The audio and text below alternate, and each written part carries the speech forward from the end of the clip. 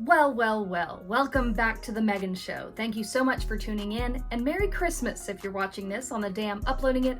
Now, since it is the end of December, the end of 2023, I want to do some reflecting.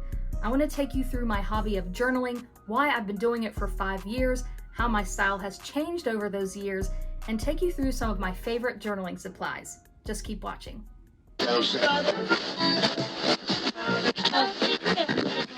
The Megan Show. This is my 2023 journal. It is getting filled up. I'm getting literally to the end, the last few pages, and I'm really glad a whole year fit in this one journal. Since I started journaling 5 years ago, I used to fit only 6 months in one journal, but I was journaling in a different way at that time, and things have changed, and I'll kind of go into that. I started journaling every day 5 years ago. When I first started, it was all about the bullet journaling, the specific tasks, marking down tasks, bullet points and check marks and crossing things out. And I didn't really have a lifestyle that required me to do such a rigid type of schedule, but I still was very interested in the bullet journal world. I used to watch creators like Amanda Rach Lee and Imprint, and I loved the way their journals looked, so I did my best to emulate what they did. I used to do a lot of doodles and big monthly spreads along with weekly spreads, and I'd really put a lot of effort into making each page look nice. In the first few years, the emphasis was more on the doodles, what the pages looked like, the color schemes, and now it's all about just writing my daily thoughts. I think that's important for getting the thoughts out of your head, writing them down. That just helps me. Sometimes you don't want to talk to a person and tell them all about your day. Well, I just tell my journal all about it. And that kind of helps me get the thoughts out of my head and onto paper.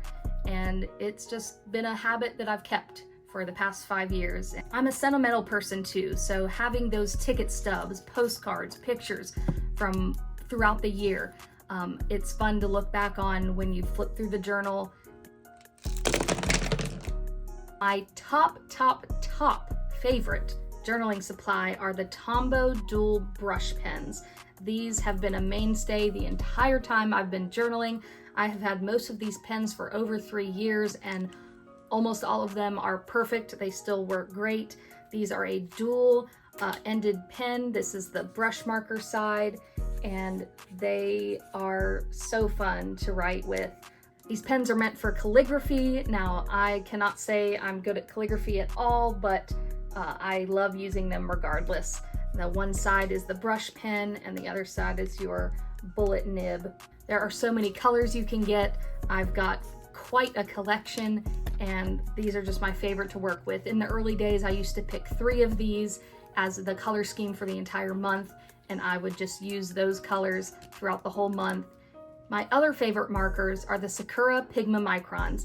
They've got so many different sizes. I love the thicker ones, and they just are so juicy to write with. Felt tip markers. They work great. They don't bleed through the paper, and I have had many of these for years, and they've still held up. I highly recommend. Another great marker to go with are the Zebra mild liners. These are also a dual tip. They've got a chisel tip on one side and a bullet tip on the other. These are great colorful markers. They're marketed as a mild liner, meaning not as bright as a highlighter, but I mean, the color pigment is great for me. These are almost just as colorful as some of the Tombows, and I love them. I use them a lot in my journal. An honorable mention favorite journaling supply are stickers. Now, this is a big book from the Happy Planner, but I also use just regular stickers from the scrapbooking aisle at your local craft store. But the Happy Planner stickers are definitely a standout. I've used a ton of different books over the years. They all have different themes. And again, in the early days when I was doing a lot more doodling and a lot of making the pages look nice, I really leaned into the stickers. Nowadays, when I'm just writing about my day, I'm filling up a whole page. I'm not necessarily filling it up with stickers too. But when I differentiate the months, maybe, put a title card for December, we'll put some stickers on that page. So definitely not using as much stickers nowadays, but they're definitely fun and a staple in anybody's journal collection. I've already got my 2024 journals ready to go. I found these on sale at Marshall's a few months ago and I couldn't just get one, so I got both. This is the typical A5 size that I've used pretty much the whole time I've been journaling, and this is the little bit smaller one, so I probably will be going with the A5 size for the beginning. This does seem a bit thinner than the journal I've been using this year, so I don't know how long this one will last, and maybe I'll move on to the smaller one whenever this one gets full, but we'll see. In 2024, I plan to continue journaling every day. I'm going to keep putting in those ticket stubs, photos, and postcards so I can look back on in the future. Let me know down in the comments below if you're as sentimental as me. But I think that's going to wrap up today's video. Thanks so much for tuning in. Leave a like and subscribe while you're at it.